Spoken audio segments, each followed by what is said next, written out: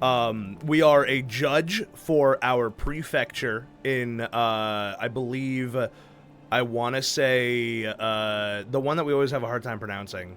Oh, come on, I know this. It's where we live. I know where we live. You need to put up your, share screen still. Oh, you're so right. I apologize. Yeah. There's too many moving parts. I can cut some off. No! Moving. So right now our family is doing quite well. Our reputation is still in a good position. We're almost rich, which would be nice. And our we're no longer poor. So we're no longer poor. However, we have some disagreements. We need to bring that up to peace, but I think that won't be too hard to do. How's our family? Oh wait, no. Like, okay. Right, okay, so I remember now, because our dead grandfather was like, woo, get rid of Gloria! Yes, correct. But because we sent her off, and, like, she and Stefan, like, they don't get along, but, like, they're, like, not... He hesitated. At first, he was like, no, that's my sister! And then he's like, well, the lots... Yeah, okay, okay. Yeah. Outside of that, we've been really buddying up to Augustin Elborn, our boss, and also our uncle, or like not by blood, but like by relationship uncle. He has been. We have a girlfriend now. Oh my God, we have a girlfriend now. You're so right. Never gonna compare to her husband, but we do have a girlfriend. She'll never be a Tomas. Hey, instead of being your little bitch, what if we were partners? It's true. And she actually went for it. We had a saucy little encounter with Octavia Melanidis, I believe her name is. Yeah. And she is a starts with an A. Bye, Docky. Oh, what is that? Bye, Docky. Oh God, it starts with an A. The race of their people is. It's like Arcnean. She's an Arcnean. Yeah. Does. Yes. Yeah, they got blue skin and they are. I think they're like elves where they live longer than people. Although I'm not sure if that's true. I haven't had that confirmed. Things are still peaceful. I'm pretty sure. However, right now the commoners are getting upset and the nobles are getting upset, and it's kind of been going down that road for a while. Tomas has been having some trouble with Darian Oten, who actually just took one of his lives. He only has one left. He only has one left, and so we have to really fight for Tomas. Whatever happens, we got to be on our husband's side. We have to have his back. I think that's everything. Are you ready to begin? Yeah. All right. The case against Oten. The day after your meeting with Tomas, time slows to a crawl. As you examine one case after another, you cannot help but think back to your friend and his fate, again and again. There's a knock at the door. Baron L. Bourne, the prefect, has decided to pay you a visit. I have a matter to discuss with you, Brante. Would you mind if we take a walk? It's getting a bit stuffy in here. The prefect clearly wants to discuss something in private. You walk down the stairs together and leave the prefecture. Soon the two of you are walking down the noisy streets of the Brass District. The wind is strong today. The gray sky mercifully overcast. The people around you are bartering, buying, and selling eagerly. The streets are full of craftsmen and factory workers. Merchant carts squeak as they roll down the streets. The head of the prefecture looks more worried than usual, lost in thought as he observes the bustling street life around him. Brante, do you recall how we talked about the tyranny of the nobility in the province? Dorius Otten, the High Commander of Magra, is on a murderous spree. He challenges his subordinates to a duel for the slightest infraction and slaughters them with impunity. If our law is unable to protect anyone from the violent tyranny of the Arcneans, who will ever respect the law? It's time we put an end to this. As long as I am in charge of the prefecture, establishing the rule of law over people of all estates and titles is our most important task. But people like Oten stand in our way. People who think themselves above the law. We need to prove them wrong. I have been informed that Oten has pressured your childhood friend, Captain Tomas Coero, into a duel. and I believe Sir Guero has sought your assistance in private. Am I right? Oh, God, Sorry, I gotta fix something. No worries. You admit that it is so. Indeed, as an old friend, Tomas is counting on you to defend him. And so, young Brante, I believe that to be reason enough to entrust this case to you officially. If you find yourself doubting your abilities, know that you are my best candidate. No other judge would have the courage to prosecute an Archnean. That, and I trust you more than any ordinary judge. I spoke to your father, but even he would not accept this undertaking. He says your family has worked too hard to be ennobled by the sword to risk it now. But you bear no such burden, do you? We kind of do. That's still our family. Yeah, but we're not the head of our family, so I don't think it would be as big of a mar against the family name as whereas if it was our father, who is already like a very established judge, I think it would have more impact. Maybe. As it stands right now, sentencing an Archnean to even the smallest punishment is unthinkable. But, drop by drop, water can wear down any stone. We will make our way to Oten, but we must do so slowly and carefully. What we need is a perfectly prepared case. We need you to find enough incontrovertible evidence and enough witnesses who are willing to testify in court. But I'm sure you realize that even this won't be enough to force an Archnean to go to trial, don't you, Deezth Nut? We have to change the unspoken rules in our city and province. We'll start with the lower-ranking people, lower-ranking cases, and little by little, we'll establish rules that even highborn nobles will have to obey. All of a sudden, Elborn stops. Standing in the middle of a street bustling with life, he points out a number of commoners hurrying about their business. Just look. All these people need to know that there is such a thing as justice. The law must apply to them all, no matter their lot, whether suffering, praying, ruling. They need to know that they can rely on us judges to enforce the law against anyone and everyone. I'm counting on you on this, Sir Brante. You stand motionless as Elborn studies you intently. From now on, from this moment forth, you will prosecute a case against the High Commander of Magra, a highborn Archnean from an ancient dynasty. This is a pivotal moment in your destiny and your career. You could rise higher than ever, or plunge into obscurity and ruin. You decide to talk about Tomas and his fate. Right now, he represents the best chance at getting Oten indicted, but there is absolutely no guarantee he will live to speak at trial. If you are to oversee this case, ensuring his safety is the first thing to do. You're right, Brante.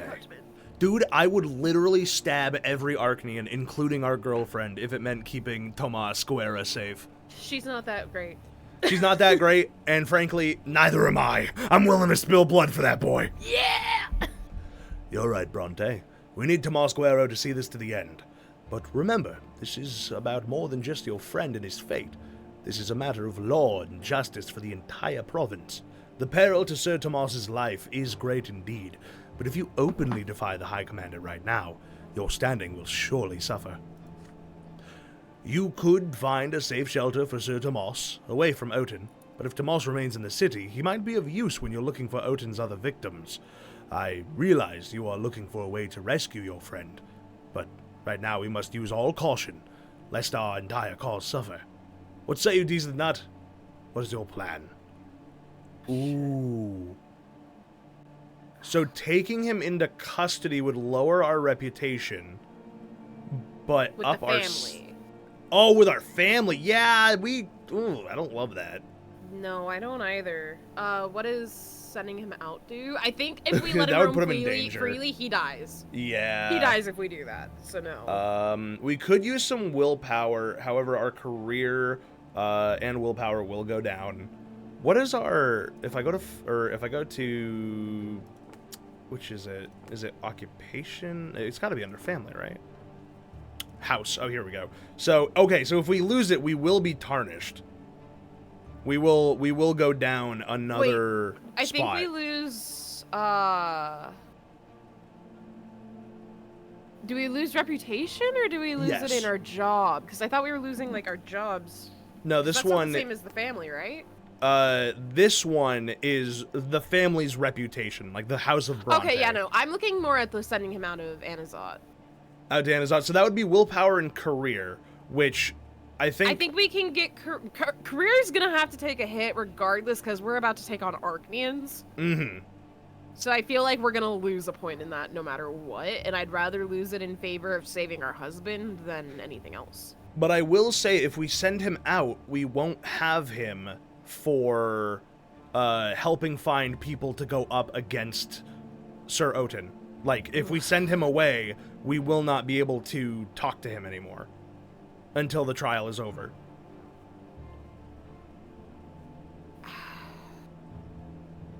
Obviously, we're not letting him roam freely. That would be so stupid. Yeah, that would be really bad. And also, it would lower our relationship with him, I'm not cool with that. It would lower our relationship with him because I think that would tell him that we don't care what happens to him. It would increase our reputation, but that's not worth it. It is not worth it. Rescued. Ooh. Thanks to the deal you struck with Otin, you convinced your friend to leave military service and give him some money to live on for the time being. Fuck that. Oh, that would have been good. Yeah, but... This is all because you hung out with Nathan. What? It's not! You can't just have everything go back to Nathan, alright? He barely even does anything. Everything. Exactly! Exactly! Don't do anything! That can't be his... Listen, we can't expect our little brother, who's apparently an alcoholic, to solve all of our problems, alright? Yeah, we gotta do how this. He became an alcoholic. It's not my fault! It's kind of your fault. That's what you sound like. Mr. clicked on the option before he even had a chance to think It was twice. a good option. I will not think twice. Not a good the option. think once was enough think. No, I did not you need didn't another even think. once. I did think once! Once was enough. Alright, are we going with putting him into custody? I feel like, although reputation would suck to lose, I feel like it's the best one to do. But we could send him to Anazot.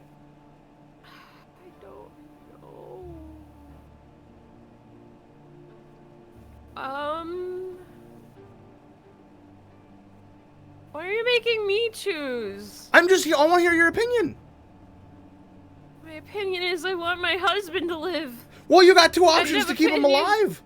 How do we know they're gonna keep him alive? Because it says right there, it says in hiding. Okay, my fear with the custody is, what if Auden uses his influence to kill Tomas and he can't run because he's in custody? So like, what if he's like, in custody, I think he would be under our jurisdiction. Okay.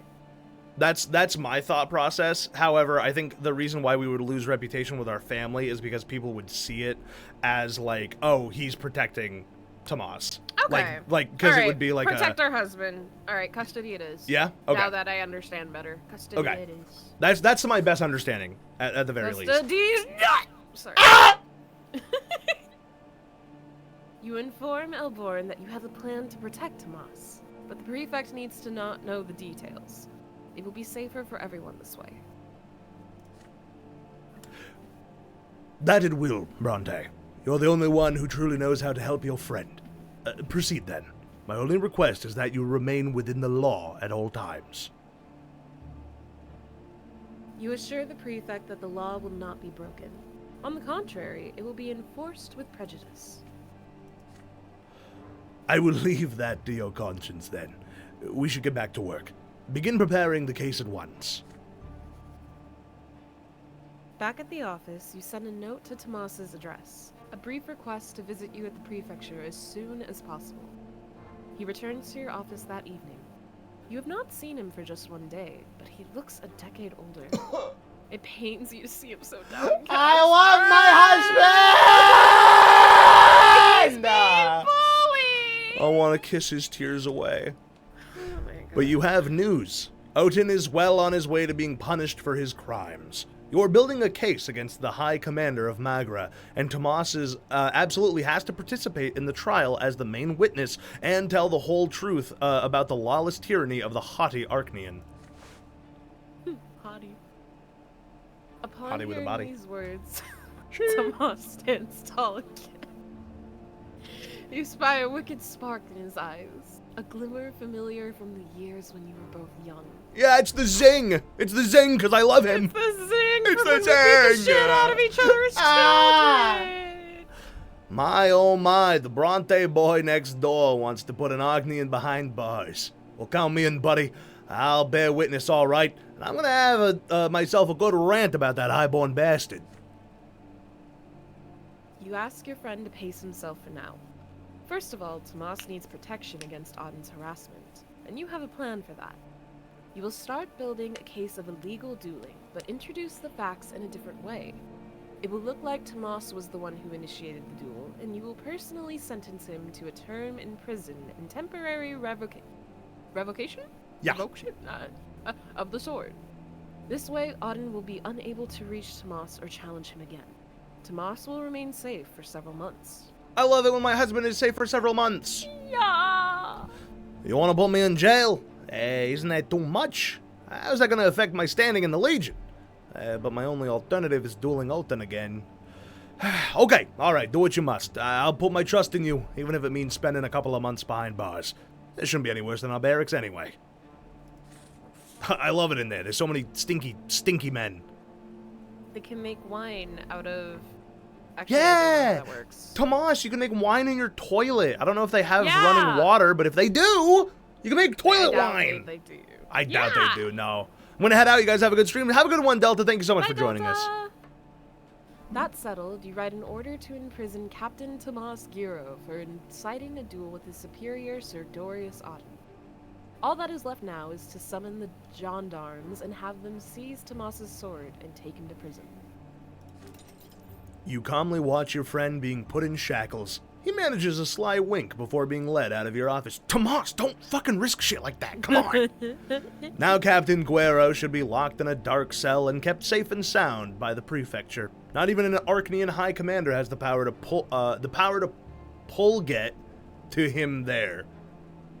Has the power to pull get to him there. I get what you're saying. They're on the right track. Gambit does not go unnoticed. One of the judges at the prefecture learns about your order and starts spreading rumors among the other nobles, claiming you besmirched the good name of Sir Dorius Auden. After all, you have created a written record of Auden being challenged to a duel by one of his own captains. A considerable mark of shame for an Arcanian High Commander.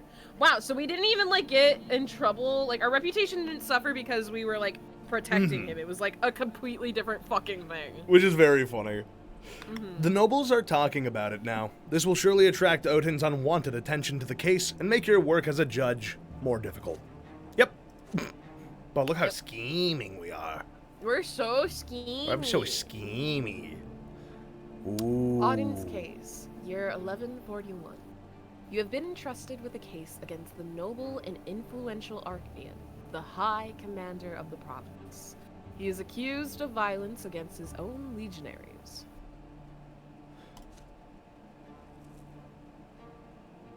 In his toilet tank. Did you say bourgeois? Make the best bourgeois in his toilet tank? Do you know who do you know what bourgeois is, Tarmac? I don't think you can make that in a toilet tank. Nuts. I don't know how to say. I think he says hooch wine, doesn't he? You make the best hooch wine in his toilet tank. Pretty sure that's the line. I don't know this one. It's from Markiplier's. Have you ever seen Markiplier's like choose your own adventure videos? I think I saw one of them. You really, if you ever do like a YouTube stream or something, you should totally go through them. They're super fun to do with the community. I'm very hesitant to do video watching stuff on stream unless it's videos I've already seen. Interesting. Yeah, I'm picky. That's fair. A holy day is coming. A day when the entire Empire thanks the twins for the silver tree, the sign they left behind as a reminder of their eternal presence in this world. They just like accidentally dropped a fucking seed out of their pocket and it grew into a tree. They're like, ah, fuck. I gave them a whole tree. I didn't mean to. Ah, shit. This momentous occasion is especially important for Anazot, but the clergy cannot agree on how best to celebrate it. Father Lennart has called for all worshippers of the twins to approach the Temple of the Silver Tree and kneel before the sacred relic, but the old clergy balks at the idea of Lennart and the new believers leading the ritual. The day has come. An immense crowd is moving in procession toward the temple near the Silver Tree, where Father Lenart awaits. But an inquisitor by the name of Jean stands in their way.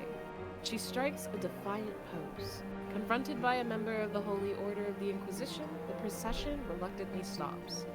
Literally no one fucking allows anybody to have any fun in No, you're not allowed to have any fucking fun out here. If it's not the nobles, it's the Inquisition. If it's not the Inquisition, it's the Archnians. If it's not the Archnians, it just keeps going. Every party needs a pooper, and this party has you, party pooper, party pooper.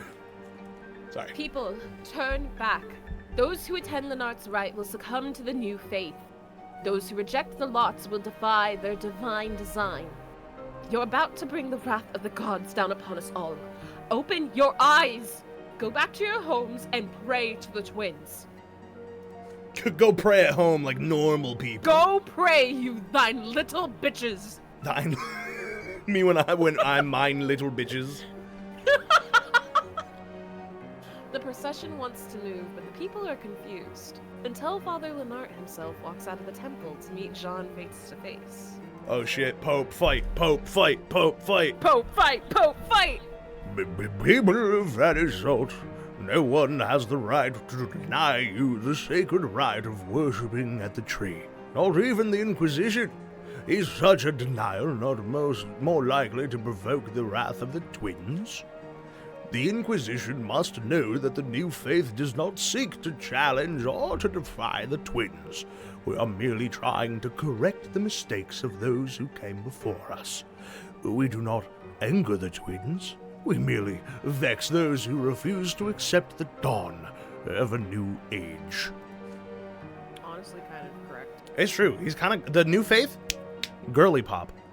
I mean, hell, even with Christianity, there's the New Testament. It's true. It's true. Dude, oh man, doing my Velvetek video, going through the Western Schism and, old Christianity, it's so funny! Christians are so wild in, historical context. Yeah. It's quite a ride. Jean finds herself between a rock and a hard place. Seeing that she has no other choice, she lets the procession pass. The new face numbers have swelled of late. They cannot be stopped now. Good. New faith, awesome. Young. Old faith, oh no, the Western Schism! Ah! Ah! Oh god, the Hussites, not again. Please, please! Please. Today is an important holiday. The entire Empire is celebrating the Festival of the Silver Tree, which commemorates the parting gift of the twin gods, the divine sapling they planted in our mortal world, in the middle of Anazote. The families of the city spend the day in peace and quiet, contemplating the divine roots that join together all people, their bloodlines, and the entire Empire. Whoa. Sorry, clapping? bugs. Oh. Mother always oversees this holiday. The day before the festival, she seemed to have shaken off her usual apathy and engaged in the preparations with excitement. It was as though her illness had loosened its grip. Oh. Hello, Float. Welcome to the stream. Hope you're doing well. Yeah. Mother gathers the course. entire family for the holiday meal. Father is in high spirits today, sharing jokes with you and Nathan. Stefan is trying to suppress an atypical agitation. I don't think it's atypical at all. I think it's extremely typical for him. Yeah, it's pretty fucking typical. It's on brand. Gloria is the last to join you at the table. She is wearing new breeches with high stockings and a yellow vest. Cool. Baby cakes. Gloria, you're wearing men's clothes again. No, Mother. I'm wearing clothes women are forbidden to wear. Girly pop. Pop off, girl. Father gives Gloria a stern look. Stefan rolls his eyes but says nothing. Suddenly, Nathan! Be nice! I refuse! Well, a few days ago in the market, I saw a grocer dressed as Overseer Gaius Tempest. He had a huge carrot for a scepter. He got a sound drumming, of course, but until then, it was quite a hoot. Shut up, Nathan. Come on, he's so good. Look at him. Look at him in the corner. He's so sallow. Reading his little bibble, or whatever they call their, I don't know, their book. The Word of the Twins or whatever. I'm okay, just got home in time before my ears ran out of battery. Like headphones? Or do you mean like auditory stimulation? Because I get that. Oh, I get that. Oh, is this me? Everybody laughs at the ridiculous story, relieved. Even Gloria has a smile on her face when she sits down. The feast commences. Your home finally feels warm for a moment. It wasn't so long ago the four of you couldn't even reach up to this table. The first word you said, Gloria, was gimme. Nathan used to cling to my skirt all the time, almost tearing it. And you, Deezth Nut, you couldn't talk at all yet, but your piercing stare was so expressive, it felt as if you were talking to me. I like to imagine that Deezth Nut Brante has, like, extremely big, luscious eyes with big eyelashes that, like, flutter. Yeah, he's just big ol' eyes. No one can resist the look of a Brante. Okay, real talk? Which Brante is the most attractive? I think it's torn between the dad and Gloria.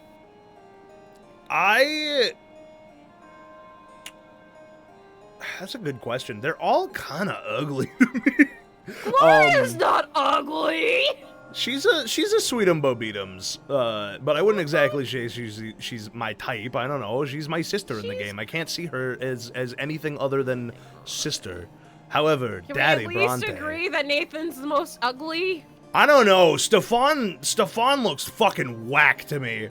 Stefan got game though. He had a girlfriend. That's true. That's true. Nathan's girlfriend is the Lord. They were madly in love. He did the thing where he picked her up and spun her around like a princess. That's like one of the most attractive things any man could ever do. Yeah, but he's also like classist in such a mean way. Princess spin. Princess spin is pretty good. I can attest. So good. I will say, if this is supposed to be representative of us at the head of the table here, our hair is dumb looking. It looks greasy. Like either go long or go short. I don't know what this half and half shit is going on here, but it doesn't look great. It looks greasy. Or put it up. You know, do something with it. It does look greasy. Yeah. I agree. Although, I don't think about it. Our whole family looks a little greasy. There's like a nice fine layer of grease on all of our hair. That's not hair shine. That's just the grease that's sitting in our fucking... We all use really heavy pomade. Jesus. Also, why are we at the head of the table and not the dad?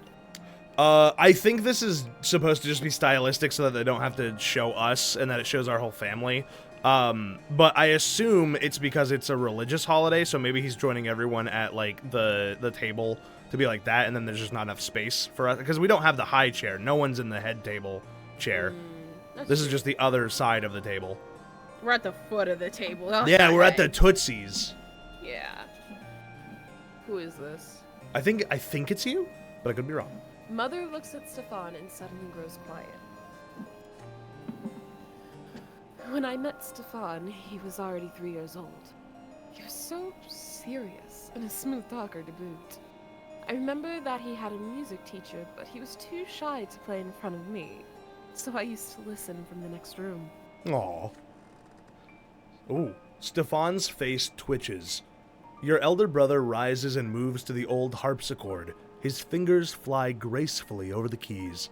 A melody fills the house, melancholy and sweet. The last note lingers in the air, then silence falls. The family is awestruck. Words fail you all. Who wrote that? A nobleman from the capital? Between drinking a glass of wine and beating a servant? Your sister's cutting remark puts an end to the warm, cozy atmosphere. Stefan calmly turns to face her. No, it was I who composed this piece of music. It is called Mother. Mother rises to her feet. She would have needed help to do this just recently, but now she treads unassisted towards Stefan and draws him closer. That's so sweet. Stefan puts his arms around his stepmother's waist, then detaches himself awkwardly. Mans does not know how to give a hug. May the twins gods bless you, Lydia. Gloria considers this... Oh, sorry, go ahead. Gloria considers this scene with thinly veiled fury in her eyes. Gloria, relax. Dude, like, that was such a lovely little moment. Yeah, don't ruin that for them. Like, don't get me wrong, when he's actually acting like haughty in classes, sure, get him then. Yeah, give him shit. He's actually trying to show respect and, like, love, because, like, as, like, a composer, I can say, you do not compose music for somebody lightly. That takes a lot of, like, emotional investment. Like, you don't... Yeah. So, like, that, like, was a really huge thing for him. Yeah. And she's being a little bitch. I do see, like, looking at her line that she has here, like, I do see why she's frustrated. She's not even allowed to play the piano. I know, like, she's not allowed like, to learn that skill, you know? I get that, but I don't know. I think there's a time and a place, and she's shitting all over something that probably means a lot to her. Because that's the thing. It's not just Stefan she's shitting on right now. She's also shitting on Lydia. Yeah, agreed. Like, this is the happiest and healthiest Lydia has been. She just got something that she never expected to get from Stefan, which is care and appreciation. And meanwhile, Gloria is over here is just like, man, sure is nice to be a noble. And I'm like, shut the fuck up for a minute. I agree. This is the first time I disagree with Gloria. Of course, hybrid nobles like Stefan are made for the arts. They're the only ones lucky enough to have a soul and experience inspiration. Unlike us, the lowborn. We aren't supposed to feel anything but suffering, let alone express it in poetry. Everyone notices that... Oh, no, this is you. Everyone notices that Gloria is clutching pages filled with writing. Her poems. Your sister casts a mournful glance at the family. Her eyes rest on you. I mean, we're gonna let her read her poems, right? Yeah. Wait, it brings unity down. Oh, no matter what we do, it brings unity down. The only thing we could do is appeal to Lydia, and we don't have that. Fuck. And we would have lost Gloria reputation as well. We lose Gloria from interrupting as well. Hi, Lainey. Mocha says hello. What? Oh, hi. Hi. Wait, Lainey, while you're in here, could you grab me a seltzer from the fridge behind me? Ow, my head. What? Oh, Obi, what? He's so "This room vocal. Thank you. stinks." O-B. O-B. O-B. Oi, oi, oi. Love you. Love ya. All right, let Gloria read her poem, right? I mean, that's the right thing to do. Damn, it sucks because they're both at 3 right now. Yep.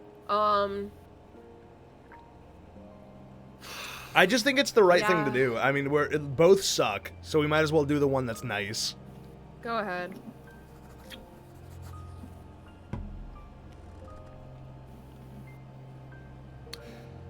Oh, yes. You rise from your seat and speak. In the speech, you wholeheartedly support your sister. Gloria had the misfortune to be born a commoner, but she is still entitled to express her feeling. Why is Stefan the only one who has the right to delight Mother with his creations? Every member of our family should be equal. But what about her lot son? Gloria is permitting herself to practice a noble activity, thus breaching the divine order.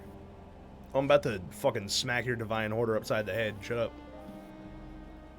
You softly explain to Mother that the times have changed.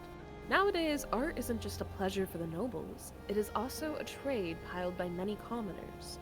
More and more low-born tradespeople are taking up the pen and ink rather than the hammer. This is now their labor and their suffering. Mother lets out a heavy sigh, but yields to the onslaught of your inspired speech. Emboldened by your support, Gloria steps into the center of the room, her eyes fixed on Father. A stranger and a bastard I am called. I am, but still I long for you to say that I am yours, and melt the icy cold that burns within my heart both day and night. My mother and my brothers are all near, but I feel cold, as though we were apart. Ashamed yet still compelled to make you hear, I long to hold you closely to my heart. I am a stranger. 'Tis my only crime. Forgive me, but mercy is forbidden. I hope you'll see, if not forgive, in time, my bitter love. both joyous and well hidden.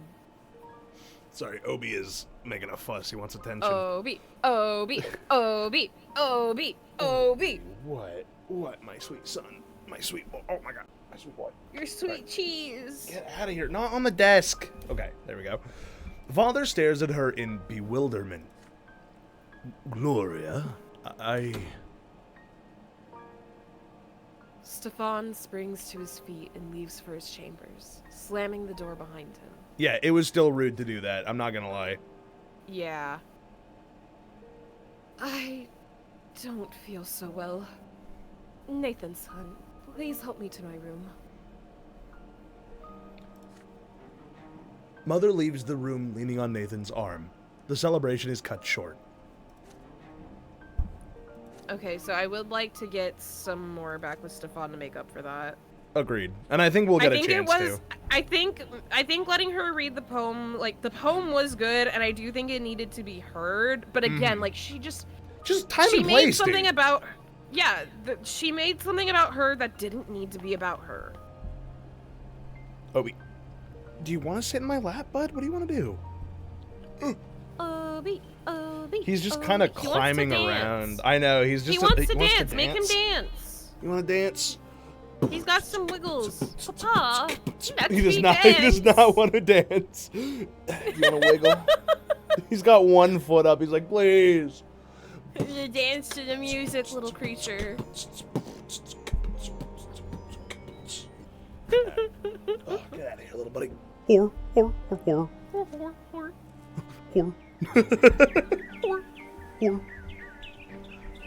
Octavia and you do not see each other very often. Sometimes, as the days wear on, you forget about your unusual liaison. But then the Archduke's daughter bursts into your life, and you abandon yourself to passion until she disappears again. Sure. Today, Octavia is waiting for you at her summer home in the city. It is a cozy little villa, well concealed from prying eyes by a high fence. Beyond the fence is a glorious garden. You have never seen one so beautiful in Magra. It's so pretty. It's so pretty, just like her. Oh. Octavia meets you on the veranda. She is wearing a light white frock that leaves her shoulders, exposed. Her black hair cascades down her back. You bow to Lady Melanides. She grins and draws you toward her so that you sit down by her side. The sun is melting beyond the horizon. Octavia commands her servants to leave you alone. Tonight, she is strangely pensive, barely touching her food and drink. Cautiously inquire if anything is amiss. Listen to me, Deezth Nut. I am at a crossroads. My father, the Archduke, is planning to send me out of Magra for a while. Apparently, in his opinion, my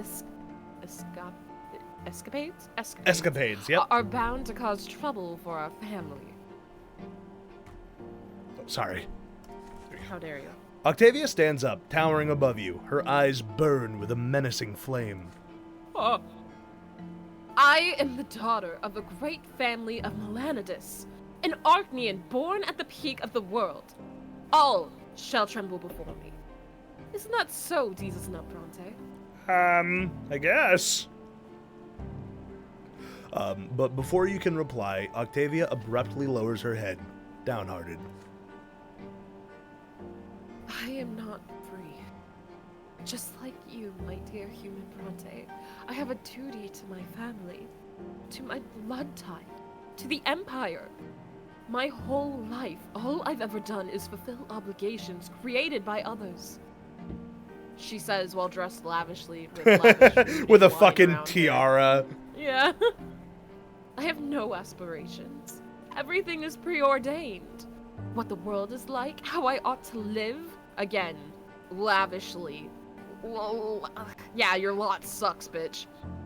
What my father doesn't decide for me, those two up on the peak of the shining pillar already have. I'm looking for a way out of this gilded cage. It must exist. I study history, but all I find are tidbits of lost knowledge. But I believe that I am not the first to try to escape the chains of this world. Greenfinch and linnet bird, nightingale, blackbird, how is it you sing? She's in a cage. What? Oh. It's from. Have you never seen Sweeney Todd? No. Oh, a very, very famous musical. We gotta have a movie night. True. Well, I don't know if you'd like it. I guess it is quite bloody. I don't know. What am I to do, Deezth Nut? You yearn to break free of the fetters of fate just as I do. You have escaped the commoner's lot and joined in the higher estate. But your new lot is just as much of a prison, isn't it? Could it really be that none of us will ever be free? Octavia looks in your eyes dolefully. You have never seen her so helpless before. Helpless! I do. Would you say Sir Deezth Nut Brante is a certified little guy or big boy? He kind of gives medium guy energy. Like, I imagine him as having, like, he's a medium man. I feel like he has, like, fairly broad shoulders, but, like, overall is pretty nondescript in appearance. Yeah. On a scale of like... Hazbin Hotel to the Saw movies, how bloody? Depends on which production. The movies are really bloody. The plays are not that bloody because they're plays. So it kind of depends on which one you're watching. The plays are better than the movie, I will say. Although Johnny Depp does a good job, I suppose. He's just not that much of a singer. So, let's see. So we have, if we can share about our revelation from dying, which would give us some willpower and eloquence, which would be nice. We could willpower. Ooh, we get willpower either way. Oh, and this one gives us relationship. We could inquire about this long-lost knowledge. I asked Navi about the lost knowledge. We'll also reach 10 theology, which could unlock some options for us. That's true. Lose yourself in pleasure. Or we just have sex. We just fuck. Oh, this is the one I wish we could have. If we had been a little bitch, it would have worked. It's true. If we were a little bitch, this would have been it. I think we inquire about arcane knowledge. Yeah. Yeah, I think we get. I mean, it's all good. It's all good things. Yeah. I'm the old Norm. I want a normal beer. Have you fucking seen that? No, I haven't. Oh my god. Okay.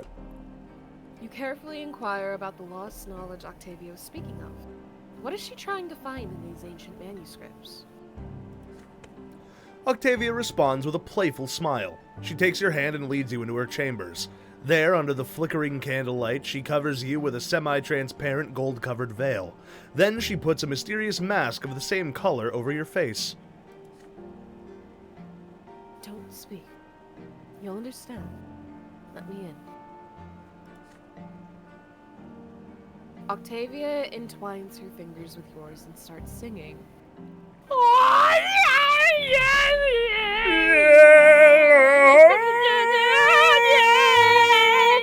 Beautiful. You've never heard this language before. The song is a slow, inhumane drawl.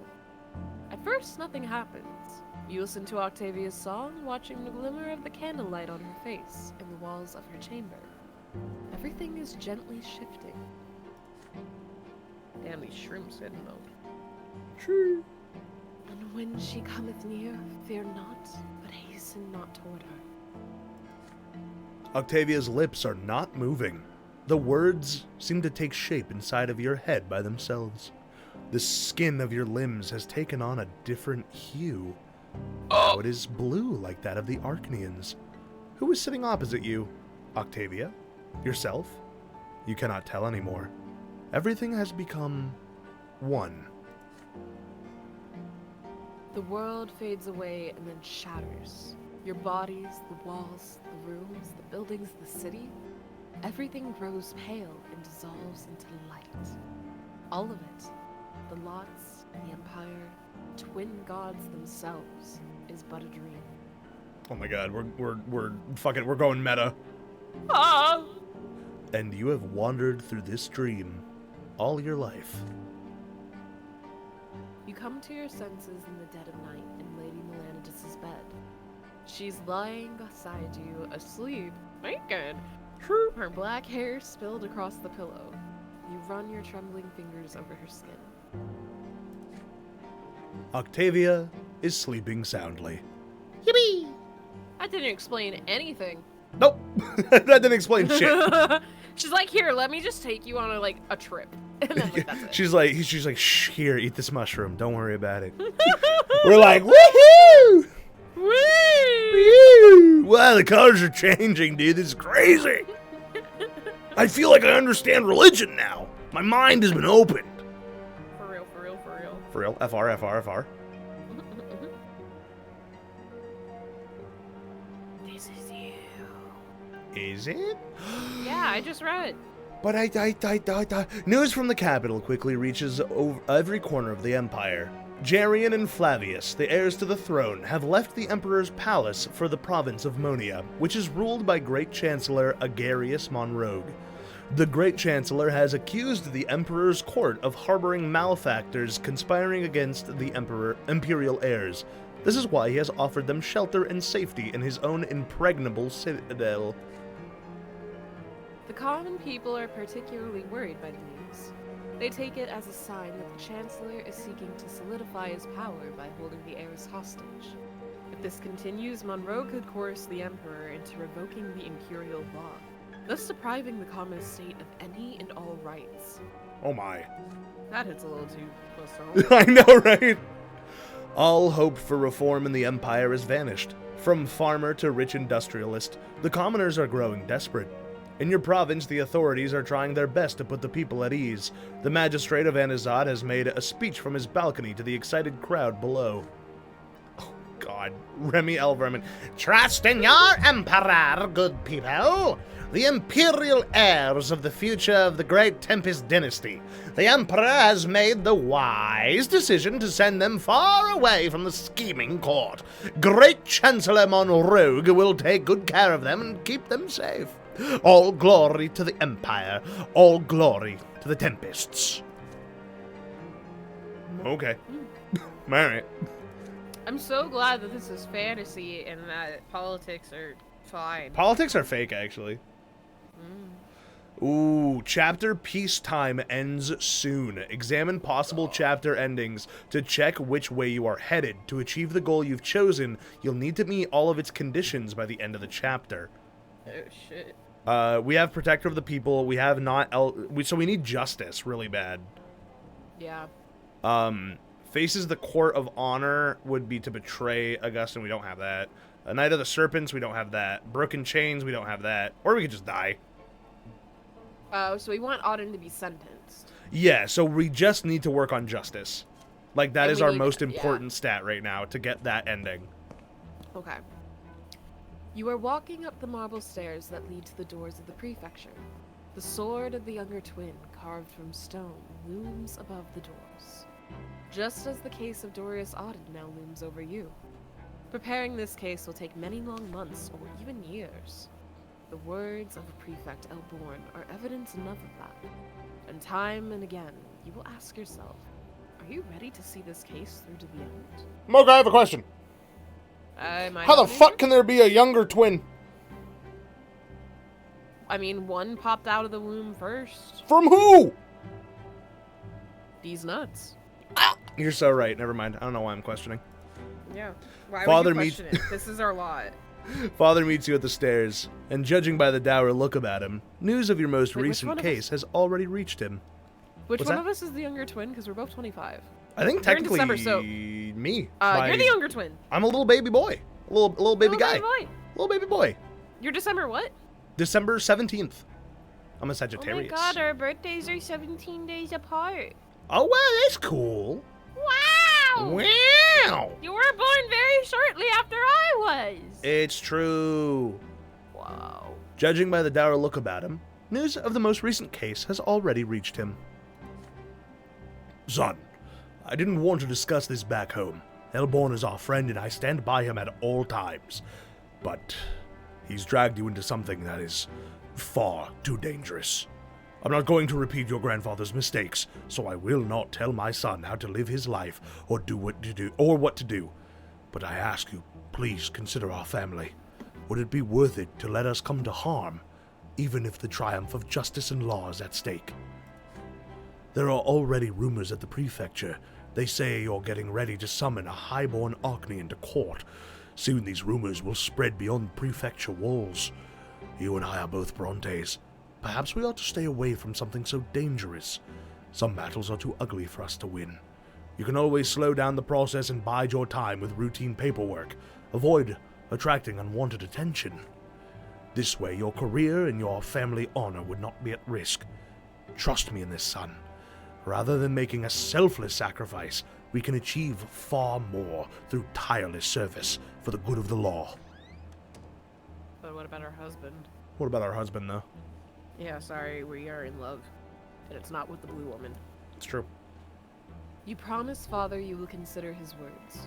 You say goodbye and return to your office. You are at a crossroads. If you are to make any headway in this case against Auden, you have to start now, while the trail of his misdeeds is still fresh. You have little first-hand knowledge of Odin's criminal wrongdoings, only Tomas's stories and what you have seen for yourself. Turning this case into a trial requires far more evidence than that. Your friend could be the key of the entire case, if he can help you find the other men who have suffered under the remorseless Archnian. But Tomas is a hunted man. He has every reason to lay low and steer clear of the courthouse. If Tomas can put you in touch with the other victims and witnesses amongst the soldiers and officers of the Legion, perhaps you could gather evidence yourself. But the Legion may meet a lone outsider such as you with too much resistance. Things might get ugly. You consider your options. Apart from Tomas, who else could help gather compelling evidence against the commander? Otan is an Archnian from an ancient dynasty. Anyone involved will hold their tongue no matter what. The way things are right now, not a single soul would risk angering the Otans to aid in a middling judge from an unknown family. Unless an even more highborn Archnian chooses to support your cause. Gaius Tempest, the Imperial Overseer of Magra, the Emperor's own brother. Every aristocrat in the province knows he detests Dorius Auden for remaining loyal to Archduke Melanidas. Ensuring the Overseer's support would increase your authority greatly, and give you a chance to gather evidence against Auden without Tomas lifting a finger. But the Imperial Overseer is one step above the Prefect, your immediate superior. You can only address Gaius Tempest directly if you keep it a secret from Elborn. Communicating directly with the Overseer of the province means defying your loyalty to Elborn. Are you willing to do this? Ooh. Oh, we can't even shit. do it. Why can't We'll we have do... to search on our own. Because he's in hiding. Oh, wait, no. Well... No? I don't know why. Oh, he has to not be in hiding. We need more reputation for that. Oh, shit, we would die if we search on our own. But we'd get valor and scheming. Don't waste your time. Don't waste your time. Bronte will. Oh, I think we need to not waste our time. Find his Look at the Odin's stats. misdeeds. Yeah, but I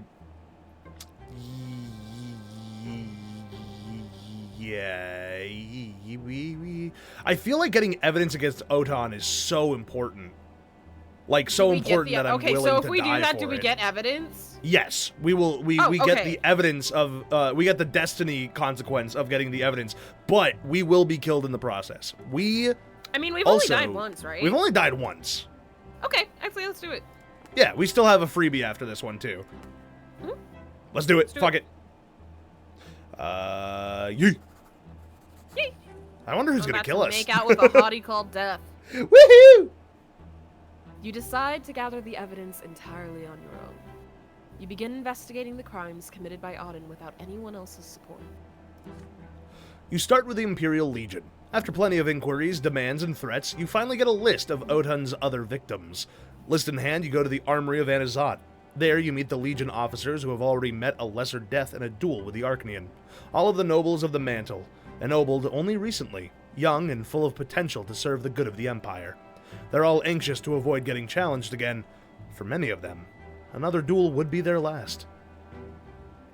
None of them are eager to provide written statements about their duels. It would be improper for a soldier to bear witness against his commander, the latter's conduct notwithstanding. They finally agree to have their testimony committed to ink and paper only after you reassure them again and again that their statements will put an end to Autumn's murderous rampage. Their stories paint a clear picture, you realize. There is a method to Otan's madness. All of the officers disobeyed the commander at least once or expressed their disagreement, no matter how respectfully. More and more officers are starting to realize that Autumn's loyalty lies with Archduke Melandus, and not his lawful superior, the Overseer. So more and more officers are getting challenged by Autumn. Have Autumn's duels gone beyond his passion for sword fighting?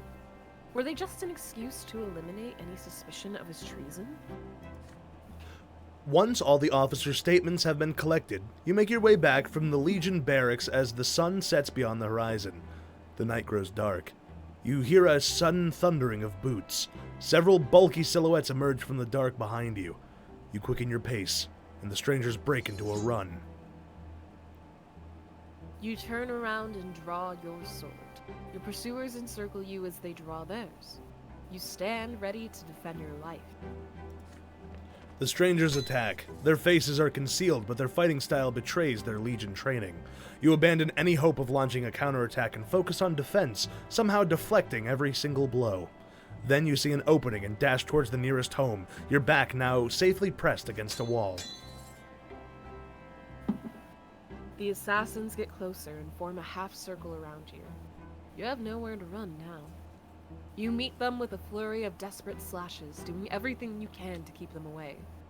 But your strength is already ebbing with every deflected blow.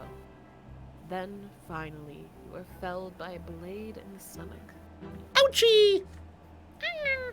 The assailants form a tight circle around you, blocking out the darkening sky.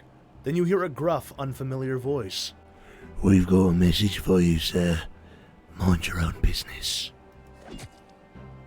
The soldier steps on your chest and stabs you in the throat with his sword. You choke on your own blood, shudder, and die. Death comes quickly, almost painlessly. Almost. Kacharuku. Thank you for the lurk, Dot, dot, Kisaruku. Me when I ... Impenetrable darkness surrounds you. You stand alone, bare to your very essence. It paralyzes you. You have an urge to cover yourself, to hide. No one should see you so vulnerable. But you cannot conceal the truth in this place. You are bathed in an unbearably bright light. It has no hint of warmth in it. It is blinding. It leaves no shadows in the entire world.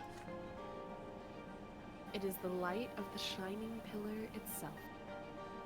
Wait, if I'm the younger twin, that means this one's you. Hell yeah, I have a glorious beard! True? In this radiance, you can clearly see all your thoughts and doubts, your errors and transgressions, the contradictions that have permeated you since birth. They cover you head to toe like rough gray tatters, but they melt away in the light, for you are naked. Naked. You feel liberated and whole. It is as though all the wounds and cracks in your soul have been healed, making it the way it should be.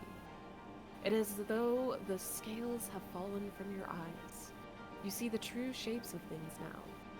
These are the laws by which the world abides, the grand design that moves life itself.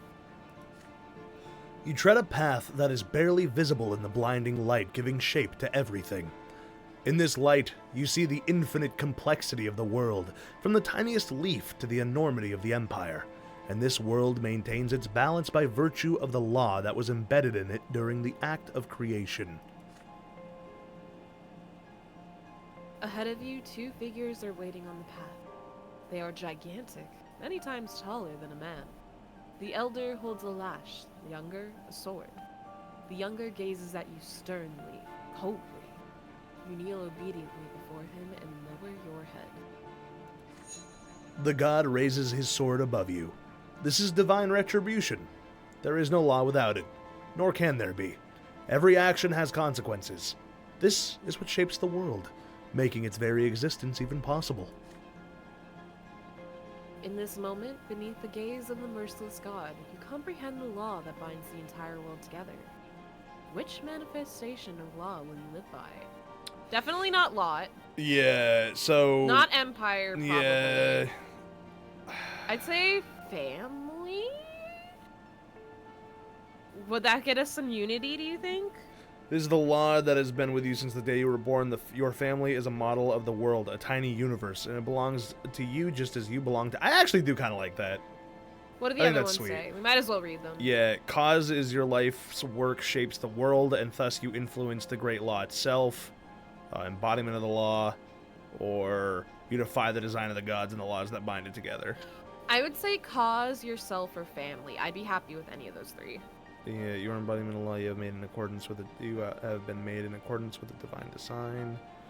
Your life's work shapes the world. I kind of like cause, but I also like family. I think that both of those are good. Are you leaning any one way? Okay, let's be real. The only reason why we want to pick family is because we know that the family is at risk of falling apart in this chapter. So I just like the way they... Yeah? I just like the way they word it as saying your family is a model of the world, a tiny universe. Like, I just think that that's that line just goes very hard. But I'm happy with either. Let's do cause. I'm down for cause. I'm down for the cause. The blade flashes. The younger's sword slashes through the air above your head. You do not deserve your final punishment. The law demands that you continue your life. Your form has not been completely destroyed, nor has that of the world. The younger extends his gigantic hand and shows you the way. You must proceed. The path leads you to the top of the crown of the silver tree, spread wide in the white gleam. The branches are close now. It is time to descend. You are drawn downward into darkness. The shadows that had disappeared in the blinding glow creep around you and envelop you. This is to be expected, but the purity and clarity of the spirit are still with you. Something is forcing your throat open. Air. It scratches you on the inside. Your soul is filled with struggle again, with the contradictions from which the fabric of this world and you yourself are woven. The divine light that gave you clarity is fading away with each passing moment. You have to open your eyes. Above you is the dark ceiling of the crypt. You are reborn. Wow! Wowee! Also, Sammy, we knowingly chose to die because we think that if we didn't, we wouldn't have won the case. It's true. Sometimes you must make the greatest of sacrifices for the strongest of wills. Or something like that. Anything for Tomas. Anything for Tomas. Yep. You can feel the world again. The cold stone of the tomb. A weak gust of stagnant air. You rise again from the stone slab in the middle of your family crypt and look closely at your arm. A new black mark encircles it. Little else has changed in your body born anew, although getting used to it will take some time. This death is behind you now. It's time to return to your life. Yippee! You go to work in the morning as usual. Having returned to life, you do all you can to ensure that nobody learns about your death. Any attempt to find your killers and bring them to justice would only hinder your progress to the case. Those Legion soldiers were just following orders. It's not difficult to figure out whose. Yeah, weirdly enough, I don't hold a grudge against the soldiers that killed us. No, not at all. I totally get it. Like, we are... They're literally just doing their jobs. Yeah, we are a judge who is poking our nose too far in something that's going to, like, make great upset in the higher-ups' life. Of course someone's gonna stab us. That's, like, part of the course. Yeah, I'm not surprised. For now, you do your best to recover and commit to paper every instance and incident. Every name, every circumstance. Mr. Devin. Yes, my dear. I'm gonna be calling with Orleana. Okay, have fun. Thank you. Oh, sorry, The did you once finish? thin folder against Auden grows fatter by the day. One day, Prefect Elborn pays you a visit to see your progress firsthand. You've done great work, Brante. Commander Auton isn't even bothering to cover his tracks. I must say, this evidence alone would be enough to indict anyone. Anyone, save for an Arcanian nobleman, sadly. So your work here is far from over. I see you realize that. The way things stand right now, summoning an Arcanian to trial in a court of law would indict us rather than him. It would be best to postpone the case for now, but keep the folder safe and secure. If we want to have any chance of getting him indicted in court, we need to make the nobles in the province recognize duels as acts of murder. This means defying a tradition of old, a road perilous and seldom traveled. It means enforcing the rule of law over the Anazote gentry. For now, Sir Brante, return to your other duties, and pay particular attention to any dueling incidents. We will take our next step towards Sir Alton when the time is right. Dude, we are almost a ringleader. Woo! Also, we're almost a seasoned warrior. We've had some time with the sword in our hand at this point. Mostly dying, but still. We only died twice. You only died twice, and one of them was to horses. Yeah, I wasn't even in battle. Hey, yeah. The justice requirement for Aught in his sentence and the career requirement for Aught in face of the Court of Honor have been reduced by 1. Oh, sweet! We still do want to grab some shit. justice, though. Absolutely. I just want to look at our, occupation. Oh, you fucker. Ooh. Uh-oh. Stefan's Gambit. Because oh, no, we just no, lose? good relationship. Over indifference. Okay. So he just has to not, like, literally be, like, eh. We did say our that brother's next time we fine. were gonna take care of Stefan. It's true. We do got to do that. So our... Oh, wow. Oh, we're in the... Woo! Because it was lowered by 1, so we're actually in the zone for it now. Awesome. Because it was 8 to 9. Now it would be 7 to 9. Awesome. This is awesome. That's such a... I'm so glad we died! Let's It go! was worth it. And It that was worth wasn't even a consequence that it told us we would get. That's Yeah. awesome. Oh man, Sweet. I'm very glad. Do you mind if I take do you mind if we take a quick piddle break real fast? Go for it. Awesome. piddle. I will be widowy right back. Okay.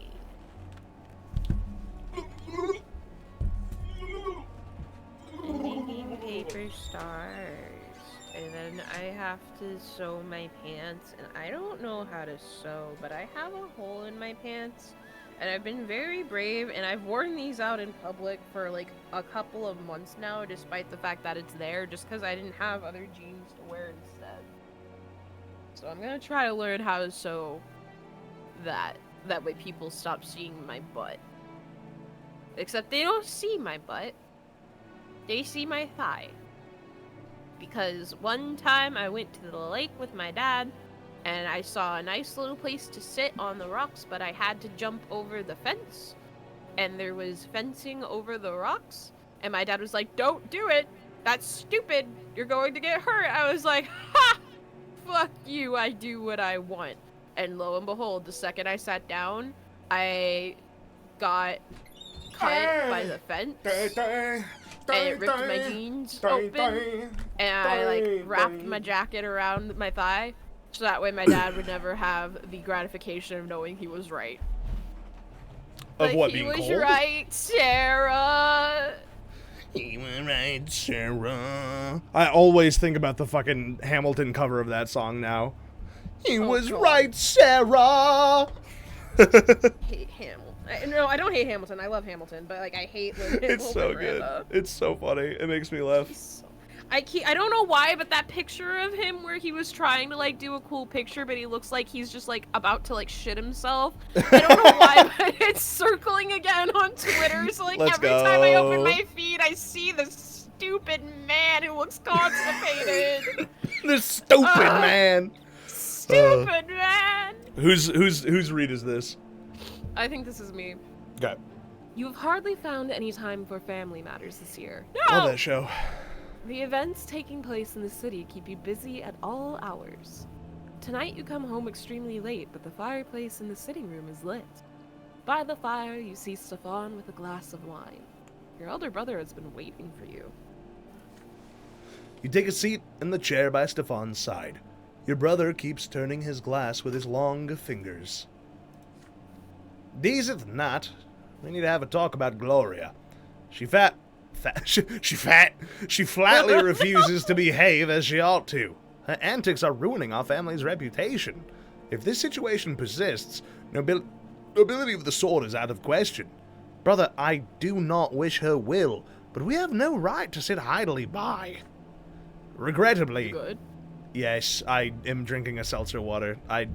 water without bubbles? Disgusting. Never. Drink real water. No! Drink real water! Gloria will never be truly a part of the Brante family. Her origins are too tarnished, so it is our duty to find her a new family. It is high tide Gloria got married. But we can't just give our sister to a commoner, can we? And how can any noble wed her knowing her origins? It's been a stumbling block for quite some time, but I've finally found a suitable match for her. His name is Jose El Pelletier. He is a young nobleman of the sword, recently graduated from the college, and now has a position at the city hall. Do you recall a reception several years ago where he couldn't take his eyes off Gloria? Pelletier has been obsessed with her ever since. Not even her lowly origins can deter him. Admittedly, Gloria does not reciprocate his affection just yet. So, let us convince Gloria that becoming Sir El Pelletier's bride is her chance to escape her current situation. And then let us pray she comes to her senses and puts her rebellious ways behind her. Isn't this an ideal solution? After marrying El Pelletier, Gloria will be a noblewoman herself. We'll be granting her the freedom she's craved since she was a girl. And then she can write poetry and do whatever else takes her fancy. I will enter into negotiations with the El Pelletier family. Rumor has it Jose's father actually already has a future wife in mind for him, the daughter of an important chancellery official. But Jose's passion must win out in the end. Don't you agree? As for you, Deezth Nut, please help me with Gloria. You're closest to her. You can make see how beneficial this match will be. She must fulfill her duty to the family that took her in, after all. Stefan looks at you expectantly. You are at a crossroads. Will they accept your brother's plan or refuse him? Will this marriage be a blessing, and for whom? So here's the thing, okay, so I actually kind of love this because on the one hand, ooh, shit, we don't want to lose all things with Stefan. That would be yeah, terrible. -2 would be tough. It still wouldn't put us at 1 though, which is kind of funny. So here's the thing. For as much as I fucking love Gloria, I do think she's the type of person who will never be satisfied. I don't think she'll be happy no matter what cards life hands her. She does not seem like the type. I do not, like, the only thing that I see bringing her true happiness is, like, the dad himself, like, Robert being like, fuck the blots and everything, of course you're my daughter, and blah, blah, blah. But that's not going to happen. It can't happen. At least not like this. And I do think Stefan, like, in his, like, because that's the thing. This is the only way he, like, other people can probably help her in other ways, but this is the only way he can. He put in the work and the effort and the thought to provide the only solution he thought could make her happy. Even if he doesn't realize that, no, that's not going to make her happy. She's not going to turn into a different person in this marriage. At least not, like, for the better. He's like, she'll be able to do what she wants. She'll be able to be recognized by the family. This is the best I can do for her. My only thing, I think it's interesting that when we look at this, our unity as a family goes up, but...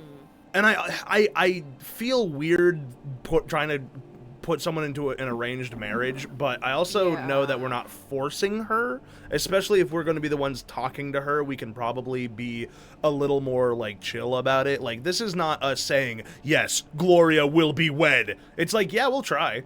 Which well, it could be close. Like, that's the thing, is, like...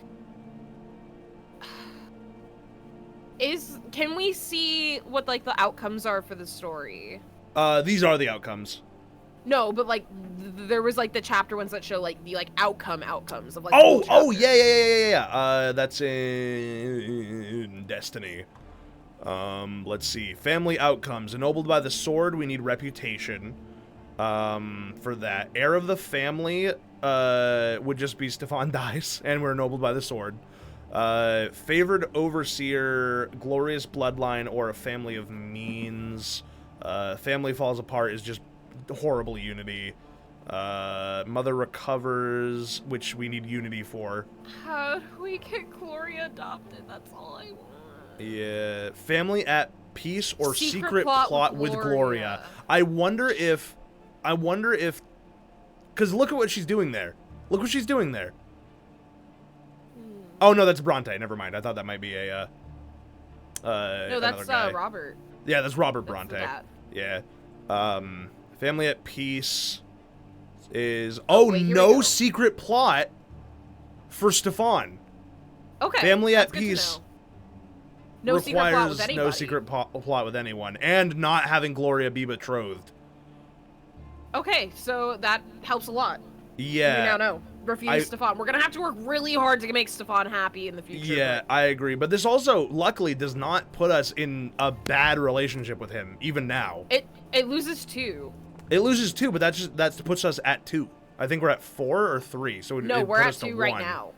We're at We'd 2 be with put him? at 0. Really? Yeah. Hold on. It told us we were at 2. Not personality. Go back to House family. You were family. literally Yep, there you're already. right. Go to Stefan. Stefan. Oh, we We're are at 2. So we would be put at neutral. We would be put in neutral, which would be rough. We'll just have to work really hard on Stefan after that. I think right now, taking care of Gloria is what's at stake. We can take care of Stefan after. So I'd say refuse the deal. All right, I'm down for that. Yep. I'm sorry. Say no. I'm sorry, Stefan. I love you. Say no to this. No. I am saying no to this. Your words slice through the silence of the sleeping house. You disagree with Stefan and will not participate in his plots against your sister. Oh shit. Stefan does not say anything, but his grip on the glass tightens. Finally, you hear the sound of breaking glass and glimmering shards fall to the floor. Stefan pensively contemplates the blood running down his palm. Pity. What a pity our grandfather Sir Gregor is no longer with us. He would make you and Gloria see reason.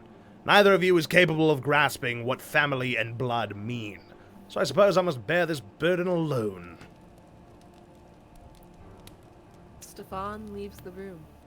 You are left alone in front of the dying fire. I can understand his, like, that's the thing, is, like, don't get me wrong, like, I don't think Gloria would have been happy, but, like, Stefan truly was, like, he was doing everything he could, like, in his mind, from his logic and his position, that was the kindest thing he could have done for Gloria. Agreed. Big agree. And so to be told that, like, he's trying to, like, because, like, his grandfather is like, fuck Gloria, just get her out or just kill her, dude. And yeah, just get her the like, fuck I'm gonna out of try here. to make her happy. Yeah, but he's still trying to get rid of her. It wouldn't make her happy. Yeah, like the end is still sending her off somewhere, whereas we want to get her to be accepted into the family, which is going to require more work on our part than, like, because if we just let Stefan do what he wants, it's not gonna be good. It's not gonna be pretty. But that's the thing. Like, I understand him. I don't agree with him, but I understand him. And I think, like, what I would have, if I was actually Brante and, like, this wasn't a game and stuff, I would have very much been like, I would have tried to be the mediator between the two to explain both sides to each other. I would rather, like, try to help them understand each other rather than try to say one is right, one is wrong. Yeah, agree. Big agree. After your conversation last night, Stefan mostly stays quiet and treats Gloria with pointed courtesy. The family breathes a collective sigh of relief. Could the feud between Stefan and Gloria finally be over? You are the only one who is aware of the scheme your brother is concocting. Yay! After your conversation last night, Stefan... Oh, that's what I just read. oh, never mind. Sorry, I thought you flipped a page. No, that's okay. The illegitimate girl. No secret plot, and Gloria is not indifferent to us. Okay. Why does she look so different in that one? Yeah, that was a weird picture of her. That didn't look... I don't even think that was a picture of her. It must have been someone else. It's quiet tonight. Father is away arbitrating disputes in the Magran villages. Stefan is visiting one of his high-placed patrons. After a dinner spent in silence, everyone retreats to their chambers.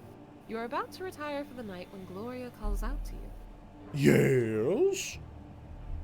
Deezth Nut, wait a minute. I have an important favor to ask you. I'm gonna say it. All of the books in this world make everyone look so tiny. That's a massive fucking book. That's huge.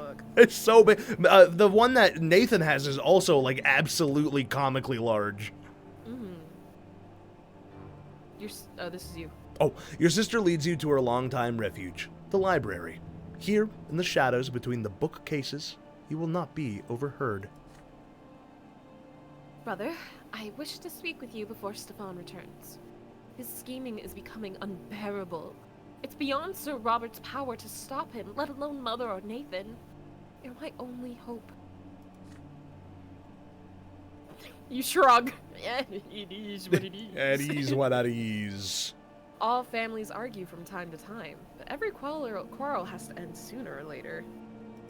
Oh, how naive. Yes, it will end. When Stefan finally gets rid of me, as far as he's concerned, I'm just a stumbling block and a stain on his father's good name. He lets me stay in the house only to avoid causing a scandal in high society. But as soon as the Brantes get his precious nobility of the sword, I'll be out on the streets in the blink of an eye. Deezth Nut, you don't want for me to get kicked out of the family, do you? Please, help me. I need to convince Sir Robert to adopt me and make me legitimate. After that, it won't be so easy for Stefan to dispose of me. And then I won't bear the stigma of being a bastard anymore. I know Sir Robert would agree, if only by the virtue of the love he has for our mother. But Stefan is standing in his way. Tell me, will you help me? An illegitimate child who has never known her family. Or her father, a stranger in the family. Gloria looks up at you with hopeful, pleading eyes. This would cause another secret plot. Shit. Which I think we don't want. Hold on. And yet it feels so right. I know. Did the game just die? Oh, no. Your stream died. There we go. Okay. We good? Okay. So she can she can become adopted by secret plot. So this can happen. Yeah. However, if we want family at peace, we can't have a secret plot for either of them. But we have to get Unity up. Right now we don't have Unity high enough. But if we choose not to help her, Unity does go up. Okay, don't help her. That feels so out of character, but don't help her. let me look at House of Brante, because yeah, we only need one more to be at peace with the family. I'm terrified, but do it. You think so? We're playing the long game, Gloria, I promise! It's the long con!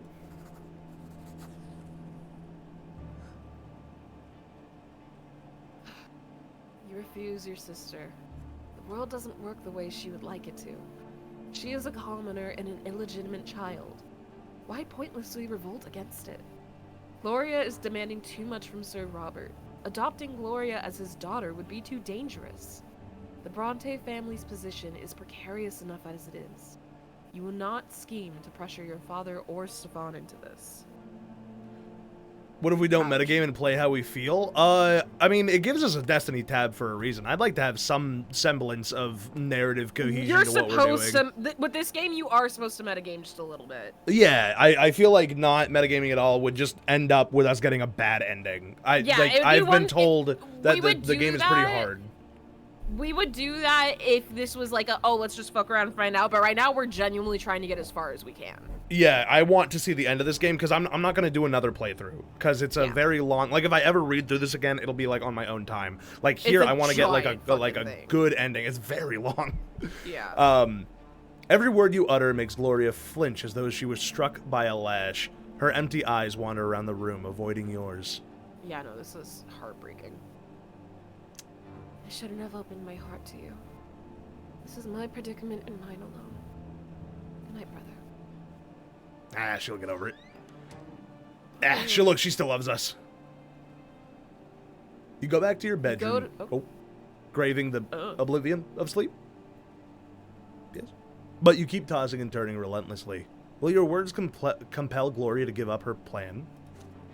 Yay, we are at peace. It kind of sucks. How did that make us at peace? Look how much fucking willpower we have right now, though. Yeah, no, we can do anything we want. It's true. We kind of laid back and like, you know what? I'm not helping in anyone's fucking schemes. I got shit to do. The sun is setting on a cold, windy day as you return from the prefecture. To your surprise, a messenger awaits you at the door with an urgent letter from Sir Elborn. You open the letter. Brante, this is an urgent case that I must entrust to you. We have just received a report that a secret society formed by young nobles. The Archduke's family may be involved. This concerns me. I suspect a possible plot to depose Overseer Tempest. Normally, the Secret Chancellery handles all such cases, but I'd rather investigate the rumors of the plot before there is any action.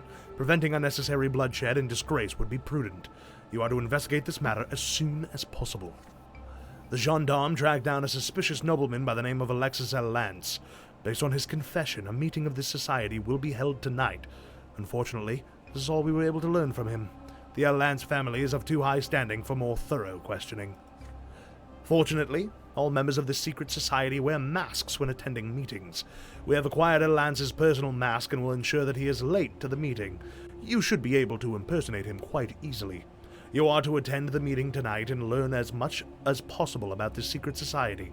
This will allow us to foil a dangerous plot, or save many young people from the secret chancellery. The letter includes a delicate gilded mask of the intricate workmanship. Fortunately, it fits your face perfectly. It seems your plans for tonight have changed. Hey, Avery, congratulations on the down payment for your dream guitar. What kind of guitar is it? Following the prefect's instructions, you come to an appointed hour at an inconspicuous mansion on the edge of Anisote, with a spacious yard and a tall fence around it. The gatekeepers bow and open the gate as they see you. It seems the mask is enough to convince them you belong inside. Inside the yard, you see a noble carriage. You see noble carriages, many more than you had expected. You are ushered into a dressing room of sorts. A change of clothes already awaits you inside. It is a curious garb, a square of flowing, sparkling cloth with clasps and cords to keep it from unwrapping. You have never seen anything like it. With this strange robe and the gilded mask over your normal clothes and face, you cannot help but feel rather silly. This attire feels positively unsuitable for any kind of plotting or scheming. It's a good thing we're good at scheming. We're so schemy. We're so already. fucking schemy. Yeah. Next, you proceed to a large room. Wow, that is a goober mask, isn't it? It's pretty goober-esque. I think it looks bad. It looks like the mask doesn't look very good, guys. You should have done a second take on the design. It's kind of cool. I don't know. It's a little weird. The windows are covered in black cloth to keep prying eyes away. But you forget about it moments later. What seems to be a strange performance is playing out before your very eyes. You hear droning, unfamiliar music coming seemingly from nowhere. You see candlelight dancing and glimmering. Ribbons of gold and silver are hung along the walls as decorations. And there are people, many people, like you. They are dressed in flowing robes and delicate gilded masks with narrow slits for eyes. People are talking. They stand unexpectedly close to one another, their hands on each other's shoulders. You approach one of the groups hoping to overhear the subject of their conversation, but you almost recoil when several arms reach out at once, attempting to grasp you tenderly by the shoulder. Steeling yourself, you put a hand on another person's forearm. The masked people seem friendly and genial. No one appears surprised by your insecurity. Interesting. And their conversations are also quite out of the ordinary. You hear unfamiliar names that could belong to legendary heroes of old, or to the people here who have taken them as secret identities. You hear mentions of books you do not know, and emotions they felt while reading them. Their conversations feel like a strange dream. Oh god, it's just a fucking book club. We went to a book club. Oh. You hear several voices singing in a far-off corner of the room. There are no lyrics to the song. Each voice maintains its own note. Together, these voices form a tender, softly aching melody. It feels enrapturing. It spirits you away. You feel so distant now from the purpose of your visit, so withdrawn from the judge's trade, so far away from the emperor and the empire, and from your very self. A hand touches your shoulder, bringing you back to your senses. A pair of familiar eyes looks at you intently from behind a glinting greenish-silver mask. They belong to Octavia. You pull back and bow to the Archduke's daughter. I believe I recognize the man behind this mask. I never expected to see you here today, my extraordinary human. But I must behave here. You'd best do the same. We are not alone. It would be best if we are not seen too close to one another. As for this place, Sir Brante, allow me to explain. This is my circle of Latari.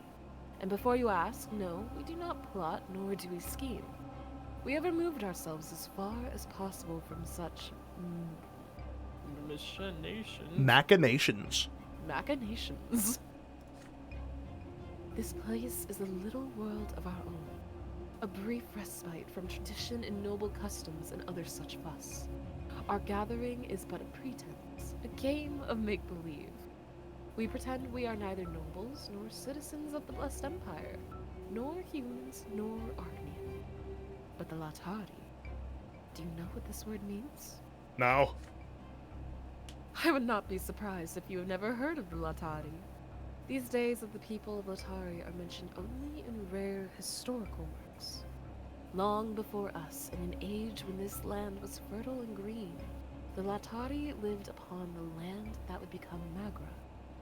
They were masters of a remarkable art. They could create worlds from nothing but their conscious minds. Many of these people come here for simple entertainment and a brief taste of freedom. Others seek a respite from the binding customs of the noble lot. Still, others feel encumbered by their blood ties and ancestral obligations. Only here are we fully free from the burden of our past and our present. It's a book club. It's a book club. It's a book club. It's a book club. Yet some among us, seek more than a brief glimpse. They are drawn here by a fascination with the Latari and their idea that our entire existence can be shaped by the mind alone. We strive to know the Latari people for ourselves. We strive to continue their teachings. We strive to become them. If we happen to master the art of shaping worlds from our own minds, we may yet break free of the trap that is this harsh existence. Again, girl, what harshness in your life? Surprised by this, you ask her why she is telling you this so openly. She knows that the rituals of extinct races are held in the same regard as magic and punishable as such. In response to your question, Octavia suddenly takes off her golden mask and reveals a slight smile on her once hidden face. May your voice never speak words of deceit. To great shame lies the path of untruth. Where an Arcnian lies, where a human deny it. The Latari speak truly, forsooth. Ooh. That's not a real word. Forsooth? Absolutely it is. Is it? Yes. What does it mean? Forsooth. I believe it means, let me see it in the context of the word. I believe forsooth means, like, I want to say it's like a confirmation. Like, they speak the truth, like, confirmed. Yes, they speak the truth. Does that make sense? Yeah. I'll look it up on my phone I while you am read it. not afraid. The truth of the Latari matters more to me than any persecution. You came here in secret and wearing a mask, which means the prefecture has taken an interest in my little gatherings. But I am confident you will describe this as an innocent club of young nobles, and keep our fragile world from prying eyes and ears. Would you do this for me, Deezth Nut Brante? Yeah. Book club. Yeah. Book club, book club, Book club. Book club. These words spoken by Octavia sound more like an assertion than a question, but you are in no hurry to respond. Your thoughts are tangled, lost amongst the echoing voices, fluid motions, and transcendent music. This gathering is in violation of the law. This you cannot deny. All rituals of extinct races were banned at the foundation of the Empire. You may summon the gendarmes here at any moment. You need only give a sign to the driver. Blech. And when they get here, the circle of Latari will be gone in an instant. You will prove to the city that not even the most noble of its denizens are above the law. But Octavia will never forgive you. You could, on the other hand, keep the Circle of Latari a secret from Eleborn and report this meeting as a harmless gathering of young nobles looking for an opportunity to socialize. But if the secret chancellery ever takes interest in these meetings, you will be powerless. Someone has already reported Octavia's circle to the prefecture. There's a good chance these reports will continue. Perhaps if you tell Octavia she is the danger she is facing, she will disband the circle herself. There is one more way you could resolve this predicament. With a piece of paper, some ink, and a bit of skill, the Circle of Latari could become a noble historical society, one of many dozens in Anazat alone. Legitimized by the city, Octavia's gatherings would remain a secret within this mansion. But do you have enough influence to make this possible? Doubt Would it. it be wise to expend it in this way? That would have been awesome, but I don't think you do. Nope. Yeah, no. Say something, Deezth Nut. This is no time to be quiet. The great mystery of Latari is about to begin. So. Whoa! Whoa! Oh, not our justice. Probably not that one. We can't lose our justice. Probably not that one either. No. So I feel like we just gotta convince her to take it down. Yeah. I think that's the only one that, 'cause, yeah. like, I really don't think there's any harm to the Latari. No, there existing. really isn't. But I I'm so do sad we think can't it will just be. legitimize it. I know, it would have been so good. Ugh. Why Damn can't it. we? Patronage, one of these must be true. We don't have Diplomacy 15. God, we haven't had a diplomacy thing in so long. Damn it. That would have been so good. That would have been like That would've been that would have been the amazing. perfect one. So But I think we got. this is the safest. Yeah, it sucks, but I think that it's more than clearly the right answer. Yeah. Gently, you take the Archduke's daughter by hand and beg her to hear you out. With great patience and insistence, you tell Octavia that she has underestimated the danger that looms over her guests and herself. Ever since the Empire was founded, reenactment of any rituals of extinct races has been considered a sign of revolt against the crown. And worse yet, the Circle seeks to reach the Latari, to flee the Empire, and to circumvent the worldly and divine law. If the powers that be ever learn about this, they will have no mercy. Not even Octavia's noble birth will save the Circle from what will come next. The Circle of Latari has already been reported and is about to be dispersed, and you cannot stop it. Either you will disperse it yourself, or the secret chancellery will take it upon themselves. Octavia will come to no harm no matter what, but many other members of her society will be taken away, regardless of their noble rank or birth. Octavia is focused on you as you speak, her thoughts a mystery behind her dark green eyes. When you finish, she remains silent for a while, perfectly composed, as befits a lady of her rank, the trembling of her thin lips, the only hint of her inner torment. Deezth Nut, I have no choice but to admit that you are right. But why now of all times? So be it, my gentle judge. You leave me no other choice. She turns gracefully to face the people in the hall and raises her hand to call for their attention. Circle of Latari, there will be no mystery tonight.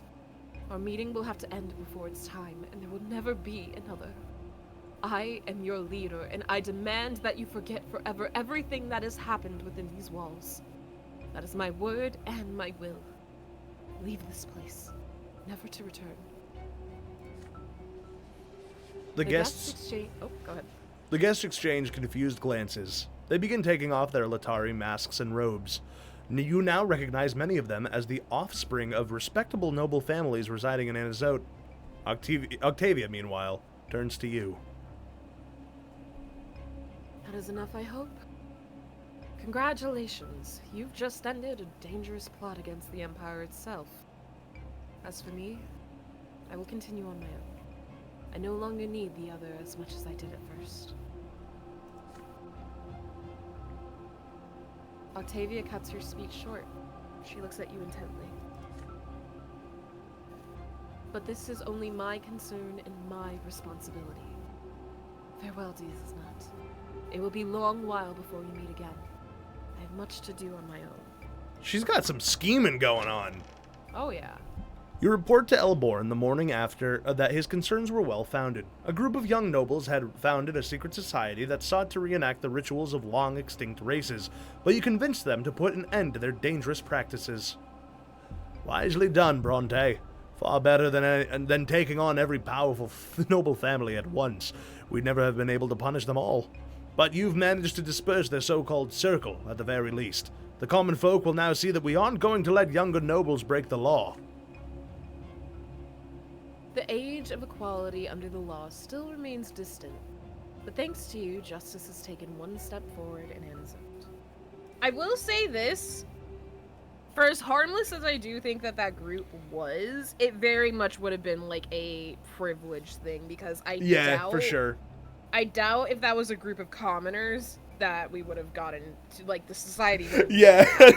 No amount of influence we had would have let it happen. I agree. So, like, it was definitely a thing of privilege. Yeah. You cannot help but think of Octavia and those who followed her.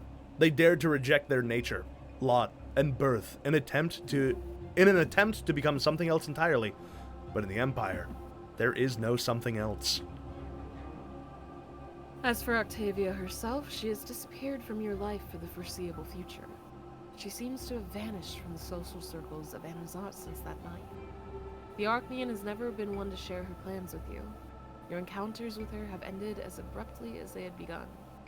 So did we get dumped? I think that it's I think she's just MIA for a while. Yeah, she's just MIA for a while. I think that we're not going to see her for quite some time, but she will pop back up when she's done our whatever. stats with her are still good. We still have 3. Ooh, Justice 8. This event is a consequence of previous actions. I know we got to wrap up soon. I was going to say, we're at the 2-hour mark. Do you want to stop here and save this for next time? Yeah, I'm super down for that. Alright. Okay, awesome. Well, everyone... I made an entire little star jar while we did this. Wow. How do you make a star jar? So it's literally just folding little paper stars. Oh, that I yeah. fill up with the jar. But I'm making them as gifts, and so like I do them like themed with different colors, and I decorate them and stuff. Yeah, very cool. Well, everyone, thank you so much for joining us for another book club, another reading. Yar! Next Friday, there will be no reading. I will not be in Maine. I will be at my father's, so we will have to take 1 week off, or we'll have to move it to a different day, which we can talk about outside of this. But next Friday, I will be away. So, yeah. Other than that, I hope everyone had a good time. Mocha, have a fantastic rest of your day. Yar! And I will catch all of you guys on Sunday for Alien Isolation, I believe. But until then, bye. Oh.